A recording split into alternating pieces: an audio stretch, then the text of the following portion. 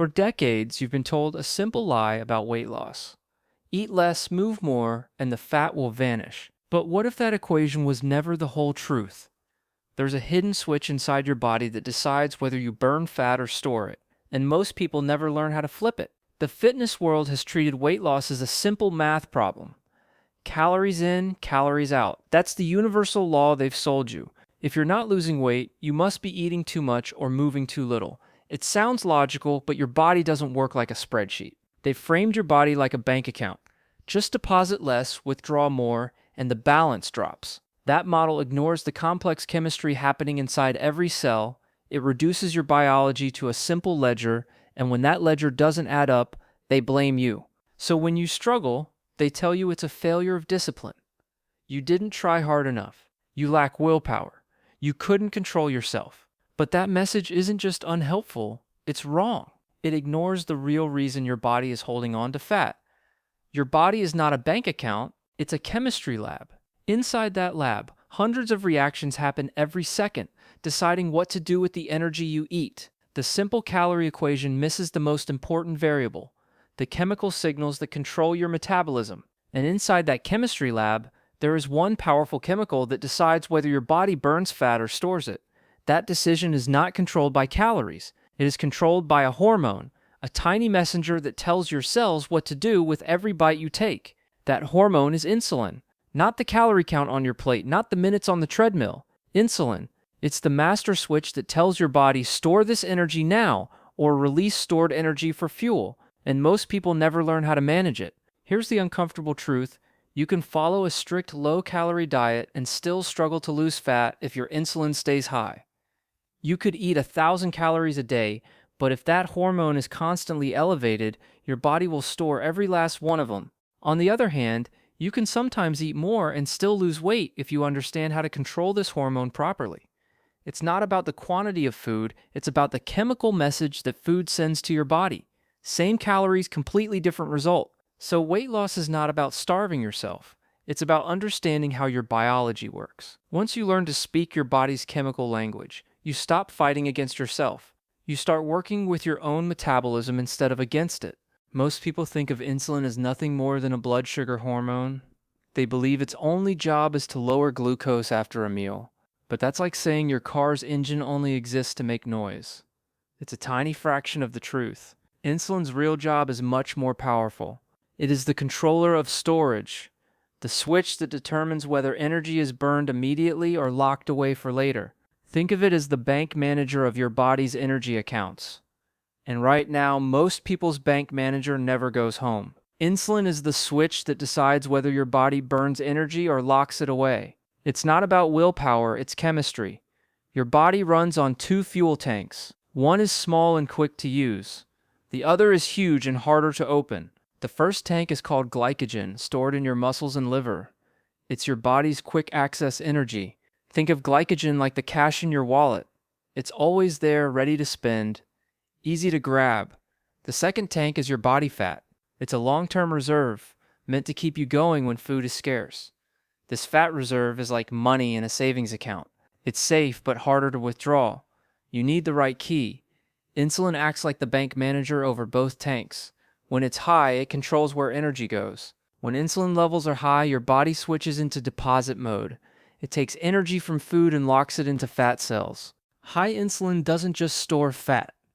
It locks the food energy inside your fat cells, like closing a vault door. Here's what almost everyone misses. When insulin is high, it blocks the exit doors of your fat cells. Nothing gets out. So when insulin is elevated, burning stored body fat becomes nearly impossible. Your body is chemically blocked. Your body is chemically prevented from accessing its own energy reserves.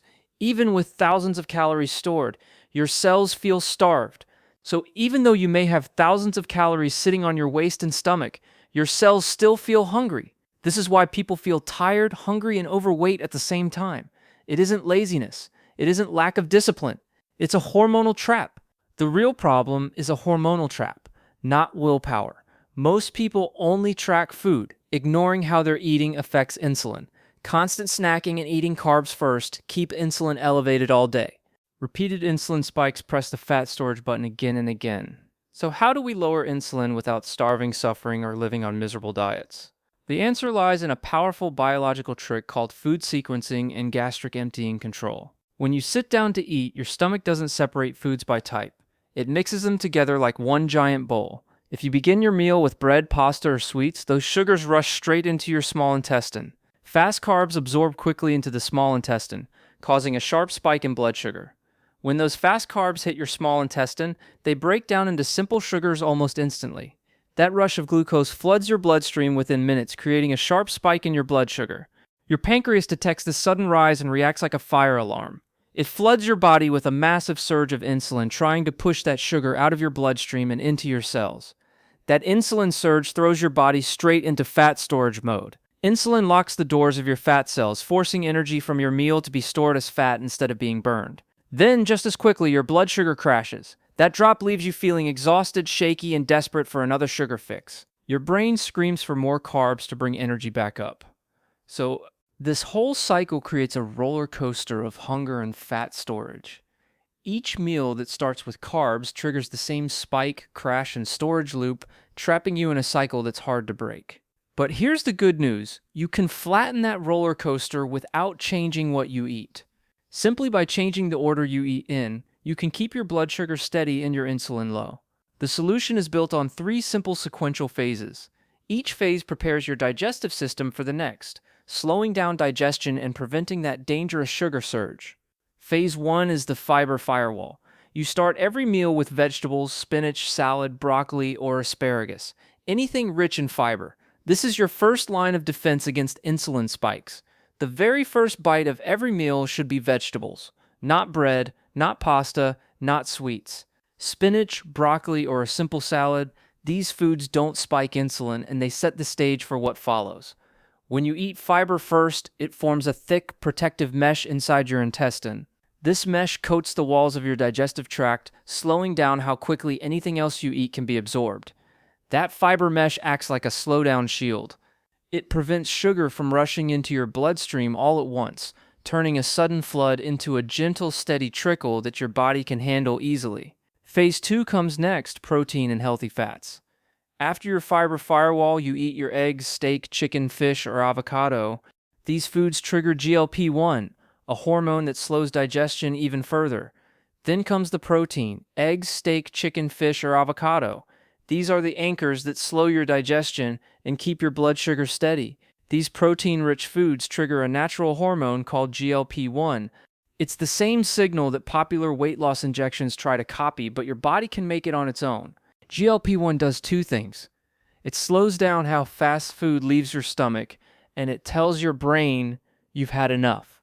That's why you feel satisfied longer after protein. Phase 3, now you eat your carbs, but only after the fiber and protein have built a protective buffer. This changes everything about how your body handles them. So rice, potatoes, pasta, or bread come last after the fiber firewall and the protein anchor. They're not banned, just delayed. By the time carbs arrive, your digestive system is already working slowly. The fiber and protein have created a gentle traffic jam, so sugar doesn't rush in all at once. No more sugar explosion hitting your bloodstream. Instead of a spike that forces your pancreas to flood insulin, you get a gradual rise that your body can handle easily. Those carbs now drip into your blood like a gentle stream instead of a flash flood. Your insulin response is calm, not chaotic. Research shows this simple eating order can reduce blood sugar spikes by up to 73%. That's not a small change, it's a transformation, and it costs nothing. The same order nearly halves insulin spikes too. Your pancreas doesn't have to work overtime. Less insulin means less fat storage, more fat burning. Same meal, same calories, completely different chemical outcome. One person stores fat, the other burns it. The only difference is the order of bites. You're not starving yourself. You're not counting every calorie. You're simply changing the chemistry of how your body processes the same food you already eat. Now there is a second powerful layer to this strategy, a biochemical booster called acetic acid. Acetic acid is the active ingredient in vinegar, especially apple cider vinegar. For centuries, people used vinegar to help digestion, long before modern science understood why. And now science finally explains the mechanism behind that traditional practice. Acetic acid slows down the enzyme alpha amylase, which is responsible for breaking starch into sugar. Normally, alpha amylase breaks starch from bread, potatoes, or pasta into glucose molecules that enter your blood quickly. When you drink vinegar before a meal, you temporarily weaken your body's ability to turn those carbs into glucose. A tablespoon of vinegar mixed in water before eating slows the sugar surge before it even begins. But acetic acid does more than just slow starch breakdown. It also improves your cell's sensitivity to insulin. Think of insulin resistance like your body going deaf. The signal is there, but the cells cannot hear it. Insulin keeps knocking on the cell door, but the resistant cells simply do not respond. So the pancreas shouts louder, releasing even more insulin to try to get the message through. Acetic acid in vinegar acts like a hearing aid for your muscle cells. It helps them hear insulin's signal again, so they respond properly instead of ignoring it. When your muscles respond better to insulin, your pancreas doesn't need to shout. It releases much less insulin after meals, which keeps you out of fat storage mode. Now let's talk about something most people get completely wrong: movement. It's not just about burning calories, it's about when you move relative to eating. Most people try to burn fat by running early in the morning or doing cardio hours after their last meal. They think any movement at any time will work the same way. But when the goal is controlling insulin, the timing of your movement matters far more than the intensity. It's not about how hard you push. It's about when you move. The most powerful time to move is not before breakfast. It's right after you eat. That's when your body needs help managing the glucose that just entered your bloodstream. When you eat carbohydrates, glucose floods your bloodstream. That sugar needs somewhere to go. It can't just float around. Your body has to either use it or store it. If you sit still after a meal, insulin has only one option: store that glucose as fat. Your muscles aren't active, so they don't call for the sugar, it gets locked away. But when you take a simple 10 to 15 minute walk after eating, everything changes. Your muscles start working, and they need that glucose for fuel. Walking activates a special pathway in your muscles called GLUT4. Think of it like a vacuum cleaner that pulls glucose directly from your blood into your muscle cells. This GLUT4 pathway requires far less insulin than normal. So instead of needing a huge insulin surge to store the glucose, your muscles just take what they need quietly. You aren't forcing weight loss through punishment. You're using biology smartly. A short walk after eating is like vacuuming sugar out of your blood using movement, not willpower. This movement method doesn't require willpower to burn calories. It uses chemistry to pull sugar out of your blood, vacuuming it into your muscles without you having to fight your cravings or feel hungry. You do not need to run marathons or spend hours in the gym. You simply need to use your muscles at the right moment, right after eating, for 10 to 15 minutes. That is the key. Now let's talk about a distinction almost nobody understands: the difference between basal insulin and bolus insulin. Most diets only focus on one of them, but the real problem is often the other. Bolus insulin is the spike that happens after you eat a meal. It's a sudden surge, like a wave crashing onto the shore, that helps push sugar into your cells for immediate use or storage. Basal insulin is the background level your body maintains even while you sleep. It's like a low, steady hum in the background, always present, always managing your baseline blood sugar. When basal insulin is high, your body wakes up already locked in fat storage mode. The bank manager never left the vault overnight, so the doors stay closed even before you eat breakfast. Your body cannot access its stored fat when the doors are blocked overnight. Even though you have thousands of calories available on your waist and hips, the exit is chemically sealed by high insulin. This is why some people wake up starving even though they have large amounts of stored fat. Their cells are hungry because the energy is locked away, and the body cannot reach it. To fix this, you must create longer periods where insulin is at its lowest possible point. You need to let the bank manager go home so the vault can finally open and release stored energy. This is where intermittent fasting fits perfectly into the strategy. It is not about starvation. It is about giving your body enough time without food to let insulin drop to its baseline. Intermittent fasting isn't just about skipping breakfast. It's a structured approach to timing your meals, not a punishment. The goal is to create a long enough gap between your last meal and your first meal.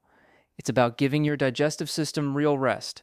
Every time you snack or graze, you stimulate digestion and raise insulin slightly.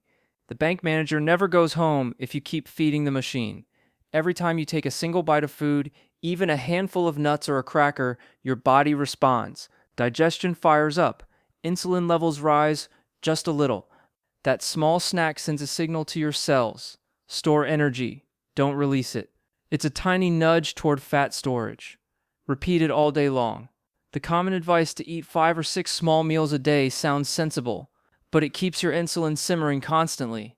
Your body never gets a break from the storage signal. The bank manager never leaves the vault. Fat stays locked away and you never tap into your own energy reserves. Think of it like a bank manager who never goes home. Every time you snack, you hand him a deposit slip. He locks the vault door again. Your fat cells never opens for withdrawal. Your body stays in permanent deposit mode, even when you're not eating a full meal. When insulin stays high from constant grazing, your fat cells are chemically locked. You could have thousands of calories stored on your body, but your cells can't access them. You feel hungry, tired, and stuck. That's not a lack of willpower. It's biology working against you. Here's the powerful combination. Combine time-restricted eating with the food sequencing method we discussed earlier. You limit when you eat, and you control the order of what you eat. Together, they work like a lock and key, opening your body's natural fat-burning ability. For example, you decide to eat all your meals within an 8-hour window. Say from noon to 8 p.m., that gives your body 16 hours of rest from digestion.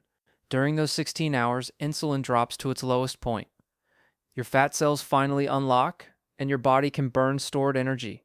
During that 8-hour eating window, you still eat normally. But because you're not snacking all day, the total number of insulin spikes drops dramatically. Instead of 10 or 12 small spikes, you might have just 2 or 3. Your pancreas gets a real break. And because you're using food sequencing, fiber first, then protein, then carbs, the spikes that do happen become much smaller. They're gentler rises, not sharp peaks. Your cells don't get overwhelmed. Insulin stays lower overall, and fat burning becomes possible again. This approach isn't starvation. It's not about eating less, it's about eating smarter. You're giving your body the rest it needs to reset its chemistry. You're not fighting hunger with willpower. You're working with your biology to create a natural, sustainable rhythm. This is the moment when chemistry finally starts working in your favor. Instead of insulin blocking fat release, it becomes a helper. Your cells become more sensitive. Your energy levels stabilize. The cravings fade. You're not fighting your body, you're finally letting it do what it was designed to do. Let's translate all this theory into a real-life example. Picture yourself sitting down to dinner tonight. You're not going to follow a complicated plan. You're just going to apply 3 simple steps that change everything. The same meal, the same food, but a completely different hormonal outcome. You sit down. The bread basket is there, but you don't reach for it first. Instead, you take a sip of water with a tablespoon of apple cider vinegar. Then you start with a plate of vegetables, roasted greens, a salad. That's your fiber firewall already slowing down digestion. So picture your next dinner. Instead of grabbing the bread first like everyone does, you start differently. You drink a glass of water with a tablespoon of apple cider vinegar and wait just a few minutes. Then you wait a few minutes before eating anything else. This gives the acetic acid time to start slowing down that starch-breaking enzyme we talked about. Your first bite isn't sugar or starch. It's a plate of vegetables, roasted greens, salad, fiber-rich plants coated in healthy fats. Those vegetables are coated lightly in healthy fats, like olive oil or avocado, which help your body absorb their nutrients and keep you satisfied. After that fiber foundation, you move to your protein, the steak, the chicken, the salmon, the eggs, whatever your main meal is. Only after that foundation is built do you finally enjoy the rice, potatoes, pasta, or even dessert, but now your digestive system is primed to handle them slowly. Then comes the final and incredibly powerful move. Instead of collapsing on the couch, scrolling your phone, or watching TV, you take a slow 10 to 15 minute walk. That simple 10 to 15 minute walk doesn't just burn a few calories, it changes your chemistry, pulling sugar straight out of your blood and sending it into your muscles for fuel. This walk pulls sugar from your bloodstream into your muscles fast, using a special pathway called GLUT4 that requires far less insulin than normal. Now compare that to the other person who ate the exact same meal but in the wrong order. Bread first, then everything else, and then sat down on the couch. That person's body is now flooded with insulin. Their pancreas released a huge surge to handle the fast carbs, and their fat cells locked down, storing the energy instead of burning it. Same meal, same calories, completely opposite hormonal reality. One person burns fuel, the other stores it. The difference is not what you eat, but how you eat it. The core problem underneath all this is something called insulin resistance. It's not about willpower or discipline. It's a chemical breakdown in how your cells respond to the hormone insulin. And it's the real reason so many people struggle with weight after 60, even when they eat well and move daily. Think of insulin resistance like a hardened skin callus. On your foot or hand, calluses form to protect the skin from repeated rubbing or pressure. But inside your body, a similar thing happens with your cells when they face constant insulin signals. When you keep rubbing one area of skin, your body protects itself by thickening that spot. The same principle applies inside. Repeated insulin surges from high-carb meals, snacking all day, or eating in the wrong order because your cells to build their own protective layer. When you constantly bombard your cells with insulin, meal after meal, day after day, your cells toughen up and stop listening. They become resistant to the signal. Insulin keeps knocking, but the cells don't hear the message anymore. The only way to heal a callus on your skin is to remove the friction that created it. Stop rubbing, and the skin slowly softens. The same is true for insulin resistance. You must remove the constant insulin stimulus that keeps the cell walls thick and unresponsive. You start removing that friction by flattening your glucose spikes. Eating fiber first at every meal slows down sugar absorption, so insulin doesn't have to surge high. This is like lifting the pressure off the cell door, giving it a break. Adding a tablespoon of apple cider vinegar and water before meals also reduces the friction. The acetic acid slows starch digestion and improves how your cells hear insulin. It's like oiling the hinges on that cell door, making it easier for the key to turn. And walking for 10 to 15 minutes after meals is another powerful way to remove friction. Your muscles pull glucose directly from the blood without needing insulin. This clears the sugar away, giving your cells even more rest from the constant insulin pressure. When you consistently remove that friction, your cells slowly begin to soften. They're no longer under constant assault. The thickened protective wall starts to thin out, and the cell starts listening again to the insulin signals it had tuned out. As the callus disappears, insulin sensitivity returns. Your cells respond normally again. Insulin no longer has to surge to high levels to get glucose into cells. Your body can finally use energy properly instead of locking it all away as fat. When insulin sensitivity returns, your body naturally drifts toward a healthy weight. You're not fighting your biology anymore. The fat cells can finally release stored energy when needed, and your appetite settles down because your cells are actually getting fed. You stop fighting your biology with guilt and willpower alone. Instead, you work alongside it using science. Food isn't just fuel. Food is instruction. Every bite sends a command to your hormones, and you are the one holding that control panel. So you stop fighting your biology with guilt, willpower, or shame. Instead, you work alongside it using real science. Weight loss was never about being morally disciplined or stronger than someone else. That idea has kept people feeling bad for decades. It was always about molecules, hormones, and chemistry. Those tiny particles inside you decide where energy goes, not some moral failing. Food isn't just fuel. Food is instruction. Every bite tells your body what to do next. Every single bite sends a command to your hormones, telling them whether to store energy or burn it. And you hold the control panel for that command. You decide what instructions your body receives with every meal. So reframe eating. You are not a passive eater. You are the chemist of your own body, mixing the right sequence to get the result you want. Let's bring it all together. 4 simple steps, each one built on the science we just covered. Step 1, build your fiber firewall first. Start every meal with vegetables, salad, or greens. That mesh slows everything down. Step 2, anchor your meal with protein and healthy fats. Eggs, fish, chicken, avocado. They trigger GLP-1 and tell your brain you're full. Step 3, use the acetic acid advantage. A tablespoon of vinegar and water before eating slows starch breakdown and helps your cells hear insulin better. Step 4, walk after every meal you eat. 10 to 15 minutes pulls sugar straight from your blood into your muscles without needing extra insulin. So stop trying to simply eat less food overall. That approach has been failing you because it ignores the chemistry inside you. Learn instead how to eat smarter, not harder. It is about the order of your bites, the timing of your walk, and the simple vinegar trick. Small hinge changes unlock a completely different hormonal path. One change in sequence can drop your insulin spike by nearly half. This same food can now work for you. The bread you worried about becomes fuel instead of fat when your chemistry is prepared for it. The next meal you eat can prove it. Start with fiber, then protein, then carbs, then walk for 10 minutes. See how you feel. Become the chemist of your own body today. You hold the control panel. Every bite is a command.